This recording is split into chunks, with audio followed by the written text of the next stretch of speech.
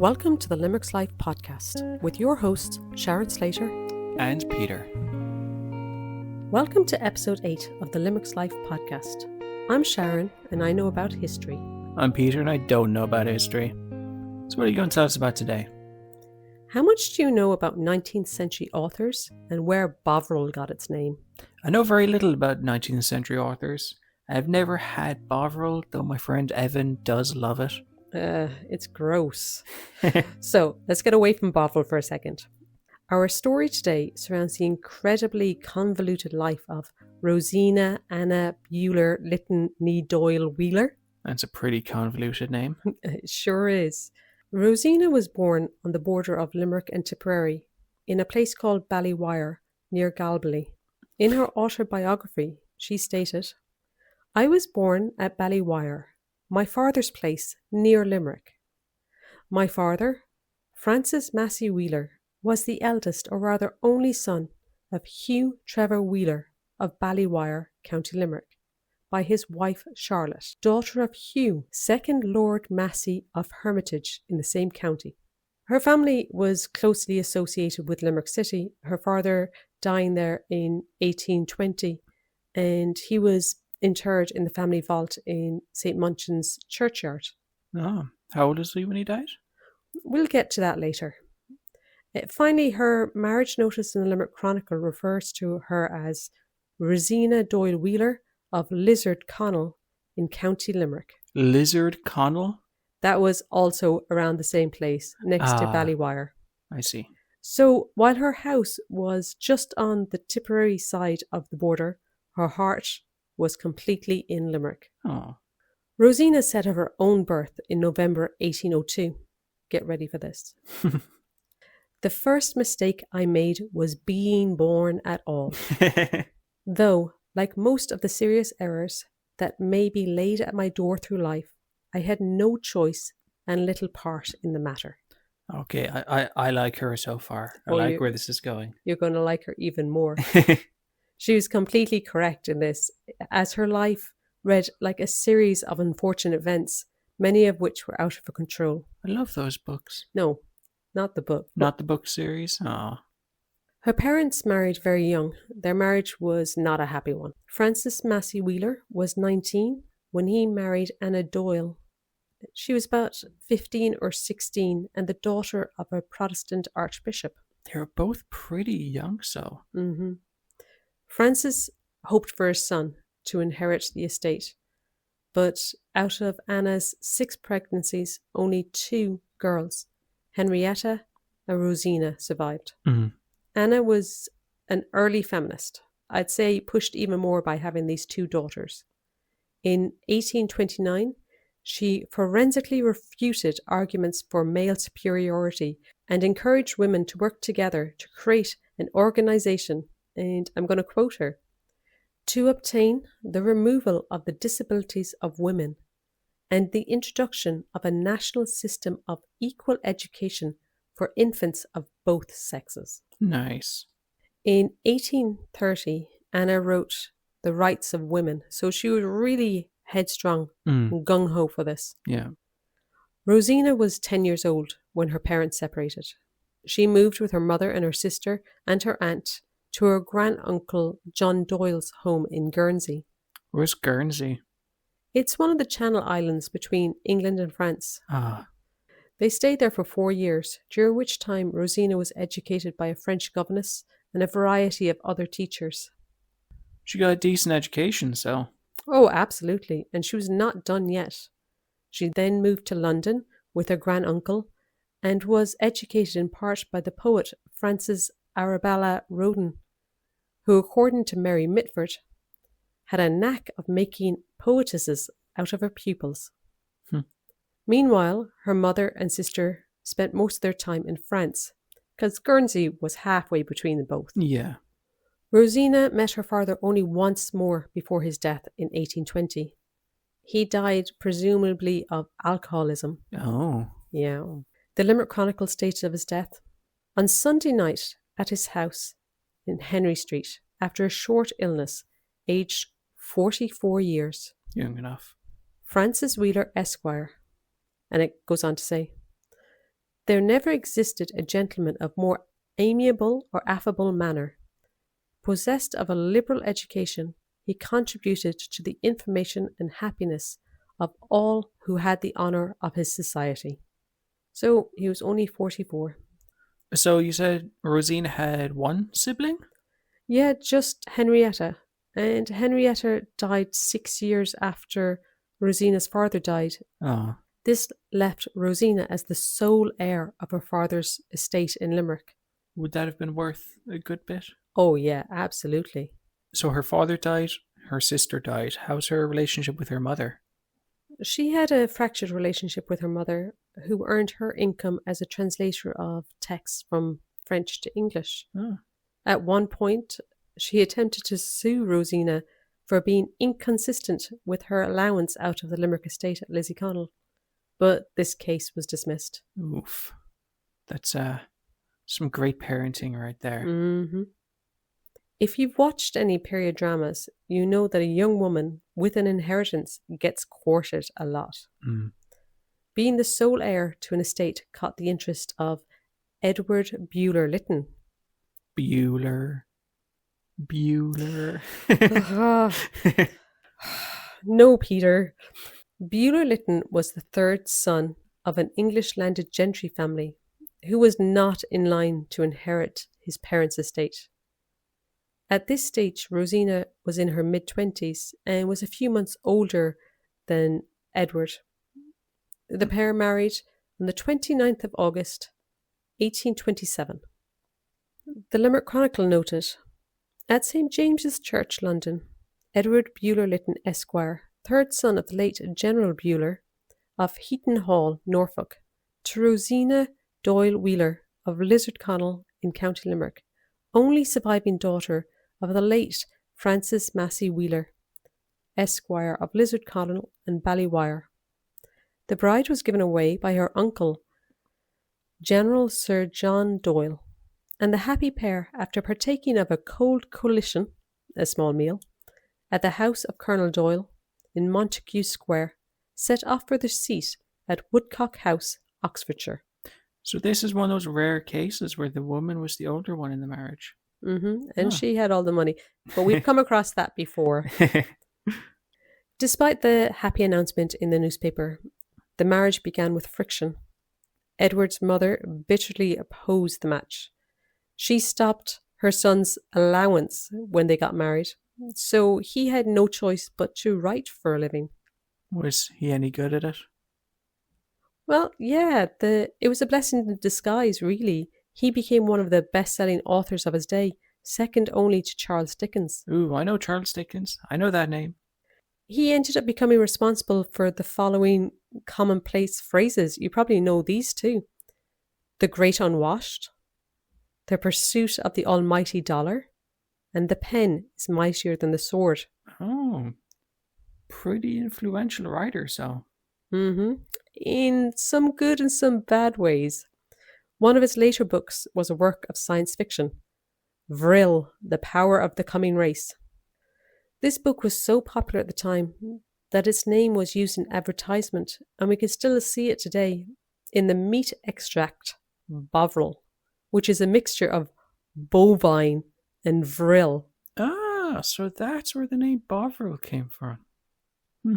It still doesn't taste good. So, also, the Nazis loved that book. Oh no, that's never a good sign. Mm-hmm. So we won't get into that. That's for a whole other podcast. The couple remained together for about 6 years, travelling through England and Europe. They legally separated in 1836, with Rosina citing cruelty and infidelity after she discovered Edward and his mistress together. Scandal. She didn't hide the affair either. Instead, she alerted the neighbourhood and the press. Good for her. The separation agreement stated that Rosina was to take the children and was to be given an allowance. And what about Edward? He was made a baronet in the 1830s and was raised to the peerage in 1866. He used the name Lord Edward Bulwer-Lytton, and although they had separated, Rosina started using the name Lady Lytton after that. Raised to the peerage? Yeah, it meant that he was given a title and the prestige that comes along with that. So you mentioned she took the kids in the separation. How many were there? They had 2 children. The first was a daughter, Emily Elizabeth Lytton, born less than a year after their marriage. Mm-hmm. Emily died at 19 of a fever, Oh.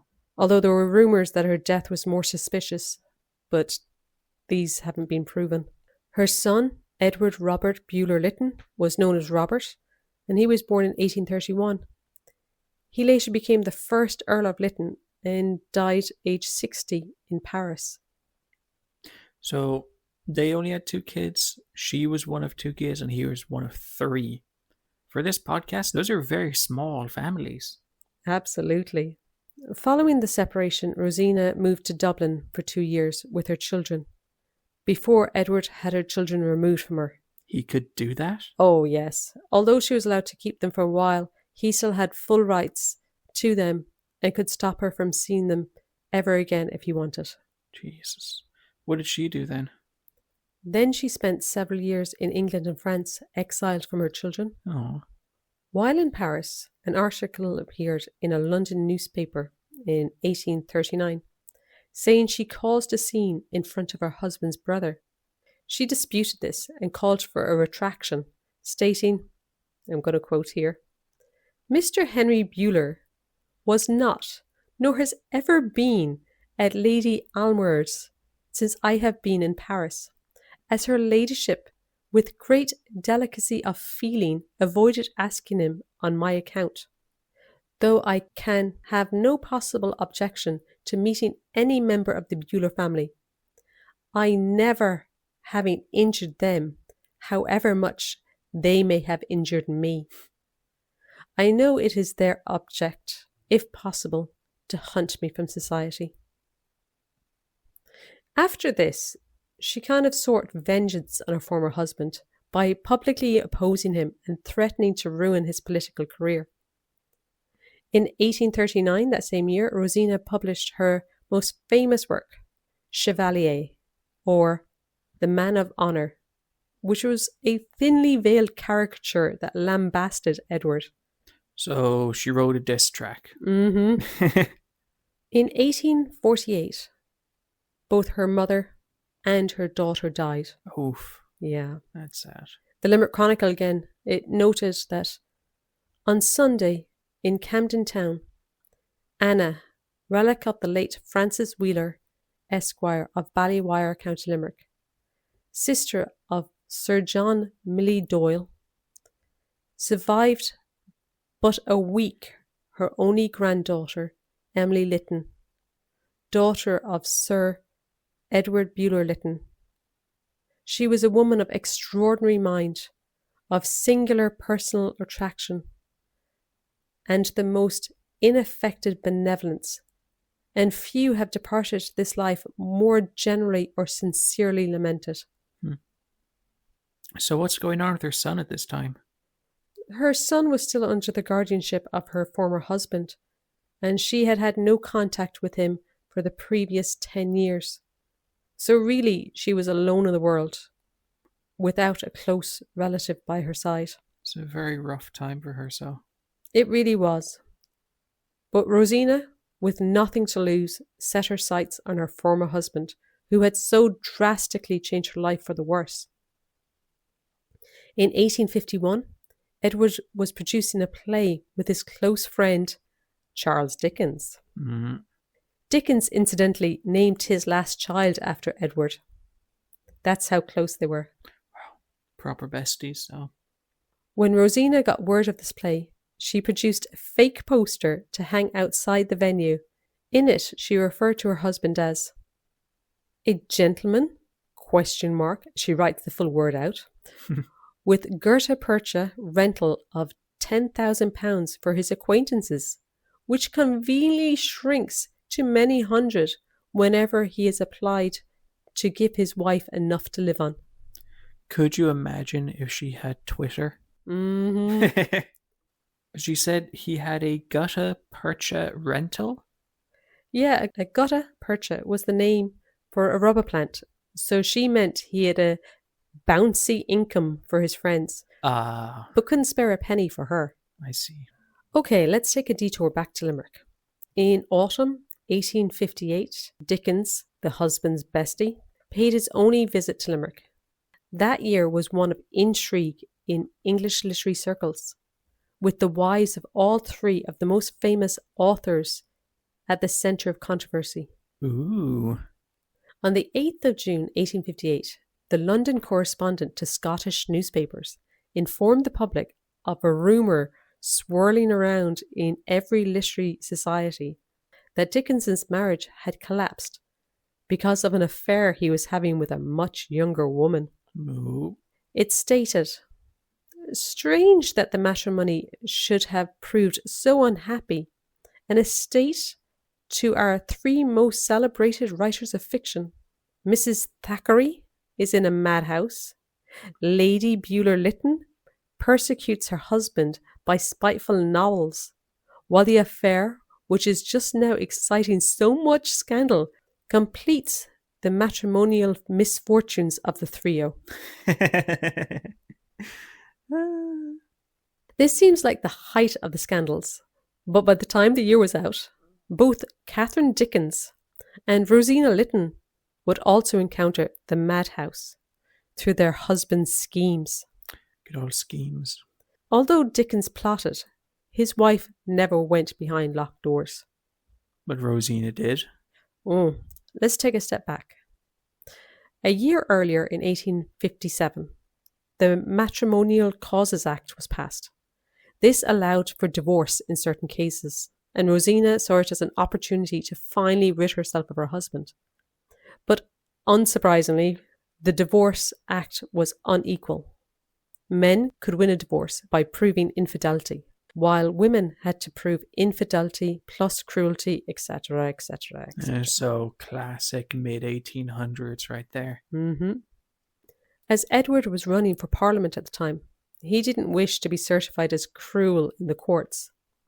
In her 1856 novel, Very Successful, Rosina stated the acts of cruelty carried out by her husband, and these were verified by her maid. Rosina said, "Physically destroying one child, morally destroying another, kicking his wretched victim of a wife a month before her first child was born till she was nearly dead, turning that poor little martyr out of the house the moment she was born, as he ultimately did, to die." Wow, this guy's a proper villain. Not only were the attacks on her witnessed and verified by a maid, as well as others, but also confirmed in apologies written by Edward. This was very clear evidence of something Edward did not want in the press. I do not like this guy one bit. Well, he's not very likable. So back to June 1858. Rosina heard that Edward was standing for by-election as a parliamentary candidate for Hertfordshire. So she and her landlady hatched a plan. Once again, she was printing posters to denounce her former husband. She paid a hotel employee to erect the posters all over the town. I love Rosina. She might be my favourite person we've covered so far. Oh, it gets better. On the day he was doing a public speech, she was dressed entirely in white, with a white parasol, and slowly walked through the crowds towards the speaking podium. She stopped to talk to people about her, who turned and looked towards Edward and back at her. So dramatic. I love it. Meanwhile, her son Robert, who had not seen her in 20 years, was on the platform with Edward. It was he who spotted Rosina entering the hall, and he called to his father, "Your wife is here." With that, Edward took to his heels and escaped by carriage. Yeah, you better run. Rosina quipped that her husband ought to have been sent to the colonies long ago at the expense of the country. This meant that he should have been transported to Australia as a common criminal. The next edition of the local papers in Hertfordshire and the national newspapers like the Times covered the election and made no mention of the commotion in the town. This was no surprise, really, as the editor of the Times was another one of Edward's friends. Interesting, though, the story was widely published in Irish and Scottish newspapers. Good. A few days later, on the 11th of June, a doctor and a nurse came to Rosina's home to assess her sanity. She agreed to be examined. This doctor decided that she was sane. He asked what was needed for her to not heckle her husband. She asked for her allowance to be increased to £500 and paid on time, and her debts to be paid. The doctor left, telling her that he would be in contact with her soon. After hearing nothing for 10 days, Rosina travelled to London with 3 women to find out the progress. While at the doctor's house, she said she would go to the magistrate if her requests were not met. The doctor asked her to come back tomorrow. She did just that, returning the next day, where she was met by 2 policemen and the staff of a local asylum, with the papers already signed to commit her to Dr. Robert Gardner Hill's private asylum in Brentford, 8 miles outside of London. And this would have pleased her husband, as finally this socially inconvenient woman was out of the public light. Or so he thought. Oh. What Edward missed was one important fact. People liked Rosina. Edward is just such a mustache-twirling Disney villain at this point. I know you've walked in on me watching Poldark. He's very much like George Warlegan. At the time, the determinations of sanity were based either on the findings of a jury or medical certifications, subject to judicial review. Persons committed either voluntarily or involuntarily could be cared for in public or private asylums, and in restricted numbers in homes. But to all such institutions, licensing and reporting requirements applied, and official visitations were conducted at specific intervals. Government officials who administered the mental health system could not serve if they had a financial conflict of interest. So where does that leave Rosina? Well, she was there and she described her arrival in the institution.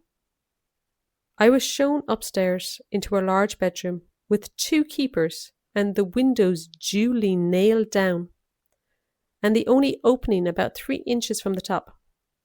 After kneeling down and praying to God in perfect agony, I bathed my face in cold water, then looked out the window, or rather through it. I saw between 30 and 40 women walking the grounds. She then called the owner of the asylum inn, Dr. Hill, to tell him, "I sent for you to order you to remove those 2 keepers from my room. I am not mad, as you very well know, and I will not be driven mad by being treated as a maniac. And as for walking out or associating with those poor creatures out there, if they are really insane, I'll not do it. If I'm kept in your madhouse for 10 years. Soon she moved from the institution to Dr. Hill's own home. So, despite Rosina's alleged mental instability, Hill permitted his own daughter to tend to her. And Rosina became very fond of the daughter, and they were allowed to drive out on their own. She said of Hill's home, though, "Everything was so atrociously bad in this fine house that I really could not eat, and I believe Hill began to fear that I should die upon his hands." Over the next 2 weeks, she was visited by several other doctors, as well as members of the Government Lunacy Commission, who all had at least some connection with Edward. Mm-hmm. Dr. John Connolly was also called upon to examine Rosina by her husband. But Connolly was met with scorn by Rosina, and she recalled, "When I had been there about 10 days, those patent humbugs, the commissioners, made their visit. They were Dr. Hill and that vile old Dr. Connolly, who, as old oily gammon Roberts would say, would sell his own mother or do anything else for money." Yikes. Although the decks were stacked and the dice loaded in her husband's favour, because of her rank and connections, Rosina could play a different game than most wives in this situation. She kept incriminating documents and communicated with the press. The Daily Telegraph took a particular interest in her case, releasing an illustrated pamphlet with the headline, I'm going to need to take one long breath for this. Extraordinary narrative of an outrageous violation of liberty and law in the forcible seizure and incarnation of Lady Lytton Bulwer in the gloomy cell of a madhouse, with 3 exclamation points. After a few short weeks, the pressure on Edward and medical men involved became too much. There were indications that lawsuits were in process to force Rosina's release. She was not mad, she was angry. I'm not sure many will get the sheep in the big city reference, but we leave it in for at least one person. Yeah, someone out there will get it. On the 14th of July 1858, the following notice was printed in the London Daily News. Lady Bulwer-Lytton, we are informed on the best authority that all matters in reference to this lady, about whom paragraphs have appeared in some of the public journals, are in the process of amicable settlement by family arrangements to the satisfaction of all parties concerned. 3 days later, a letter was published in the Times from her son, Robert Bulwer, and 2 doctors who endorsed her release, and then she was released.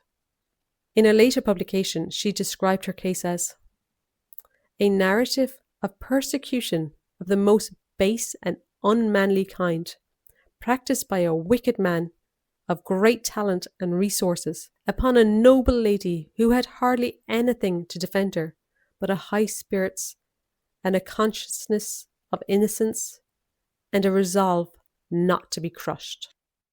Rosina was released because she had a voice, but many more across England and Ireland were not so lucky. In Limerick City in the 1860s, a similar case arose when Eileen Hinchy was institutionalised for causing scenes at political events of Sir Peter Tate. Oh. There were calls by members of the clergy to have her released, but as she was a poor servant woman, the calls fell on deaf ears, and she remained in St. Joseph's Mental Hospital until her death. Oh, Peter Tate. Can't wait for his episode. Oh, I'll be filled with rage for that one. After her release, Robert, her son, went to live with her on the continent, and Edward agreed to raise her allowance to £500 and pay off her debts. Hell yeah, it's nice to hear she got a win. Edward entered government and became the Secretary of State for the Colonies for 1 year in 1858-59. He remained in politics for a number of years, but that was his only term in government. Rosina published 9 works before her institutionalization and 8 after her release. In 1880, she wrote up her experience in A Blighted Life. Although the book appeared after her husband's death in 1873, it caused a rift with her son, and she tried to disassociate herself from it. So what does she say in A Blighted Life? She tells of how she was not alone in her predicament. The preface of her book, A Blighted Life, highlights that thousands of persons, perfectly sane, are now imprisoned in private asylums throughout the kingdom, while strangers are in possession of their property, and the miserable prisoner is finally brought into a state of actual lunacy or imbecility, however rational he may have been when first immured. The legacy of strong women continued long after her death. You know, her mother was a strong woman. Yeah. She was a strong woman. Her granddaughter was a noted suffragette, Constance Lytton. Rosina died on the 12th of March, 1882 in London, aged 79. She'd lived an incredible life without taking any nonsense from anyone. So where can people go to visit her? While Rosina's husband was buried in Westminster Abbey, Rosina was buried in an unmarked grave at St. John's Evangelist Churchyard in London. It took until 1995 when a gravestone was finally added by her great-great-grandson, the second Lord Cobold, bearing the inscription, "The Lord will give thee rest from thy sorrow and from thy fear, and from the hard bondage wherein thou wast made to serve. Oh, that's nice. Do you have anything else to add? I think I'm finally going to try Bovril. With that, it's bye for now. Bye-bye. Find out more about this and other Limerick stories at limerickslife.com and check us out on our social media. You can find Limerick's Life on buymeacoffee.com. Mine's a decaf. And mine's a latte.